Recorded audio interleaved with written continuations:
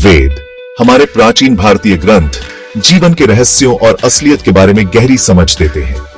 ये सिर्फ धार्मिक किताबें नहीं हैं, ये हमें दुनिया को देखने का एक पूरा नजरिया देते हैं जो बताता है कि दुनिया में सब कुछ एक दूसरे से जुड़ा है।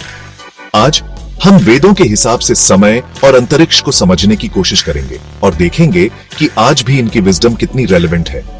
वेदों में टाइम सीधा नहीं बल्कि साइक्लिकल है, मतलब गोलाकार।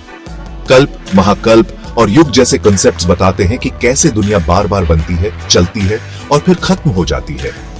हर साइकिल एक नई शुरुआत से शुरू होता है और एक अंत की तरफ जाता है, फिर से एक नई शुरुआत के लिए। टाइम एक पावरफुल फोर्स है जो हमारे जीवन को आकार देता है और कर्म और पुनर्जन्म के प्रिंसिपल से जुड़ा है। लेकिन टाइम का असली मकसद क्या है? वेदों के अनुसार हर पल हमें खुद को जानने का मौका देता है और हमें उस सच्चाई के करीब ले जाता है जो हमारे अस्तित्व का आधार है। वेदों के अनुसार स्पेस सिर्फ खाली जगह नहीं है बल्कि कई लेयर्स वाली एग्जिस्टेंस है। 7 लोग अलग अलग डायमेंशंस को रिप्रेजेंट करते हैं, मटेरियल से लेकर स्पिरिचुअल तक। ब्रह्मांड को एक कॉस्मिक एग की तरह देखा जाता है जो दिखाता है कि इसके अंदर सब कुछ एक दूसरे से जुड़ा है। टाइम और स्पेस अलग नहीं है, ये एक ही कॉस्मिक रियलिटी के 2 पहलू हैं जो मिलकर हमारे अस्तित्व का ताना बाना बनाते हैं।